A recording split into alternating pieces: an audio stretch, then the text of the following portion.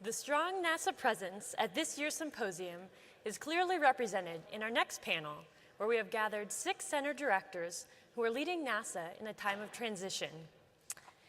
And to lead the discussion, we welcome Dr. David Livingston, the founder and host of the Space Show. Dr. Livingston, we look forward to your panel.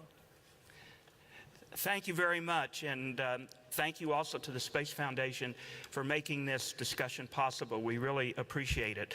And I'd like to introduce our panel members today for the Center Directors discussion in a time of transition. So Robert Cabana from Kennedy Space Center.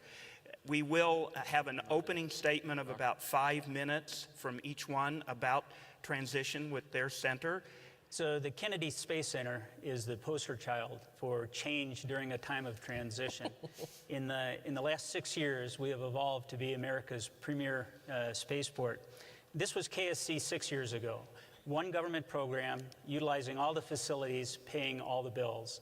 Today, it's a totally different story as we look at Boeing, SpaceX, Blue Origin. In all of history, 3 nations have sent humans to space: the United States, Russia, and China. Today, there are 4 United States companies with facilities at the Kennedy Space Center building hardware to send humans to space. If you look at Blue Origin, they're building a huge facility in Exploration Park, a research and development park at the Kennedy Space Center outside the secure perimeter to build the New Glenn rocket.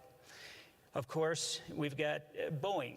Boeing is located in what used to be Orbiter Processing Facility 3 and also in Orbiter Processing Facilities 1 and 2 with the Air Force X-37 space plane. Of course, Boeing's entry into the commercial crew market is the CST-100 Starliner, and they're doing a bang-up job down there building that.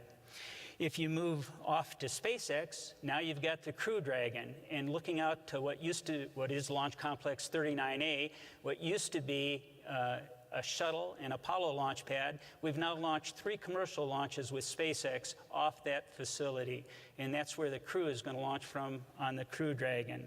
And then rounding it out, of course, we've got Lockheed Martin with the Orion spacecraft being built in the Operations and Checkout Building, High Bay, partnership with the state of Florida, refurbishing that to accommodate Lockheed Martin in there. Then we look at the Ground Systems and Development Operations Program at the Kennedy Space Center, building the infrastructure to support the Space Launch System. Tremendous progress has been made. You know, if you look at SLS and what we're doing, 6 years ago, inside the Vehicle Assembly Building, we had the shuttle. Today, if you look inside High Bay 3, there are 10 adjustable platforms that support this rocket as it evolves, easily adjustable with inserts as it grows and the outer mold line changes. All those platforms are installed. It's complete. You know, the mobile launcher, a mobile launch platform that supported shuttle. Today, we have a mobile launcher supporting SLS and a clean pad design.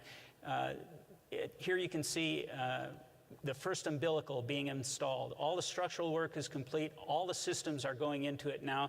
This will be complete in September of this year. The high bay will be complete in April of this year, at the end of the month. Still some outfitting to do. And the launch pad, if you look out to the launch pad, it's going to be complete in August. We're completing the flame trench right now with all the fire brick and the new flame deflector. We are going to be ready when SLS arrives. Todd, I tell my program manager, Mike Bolger, without undue pressure, KSC will not be the reason that we don't launch on time. Ellen? You know, if you look at the Kennedy Space Center, 5 years ago we had a vision.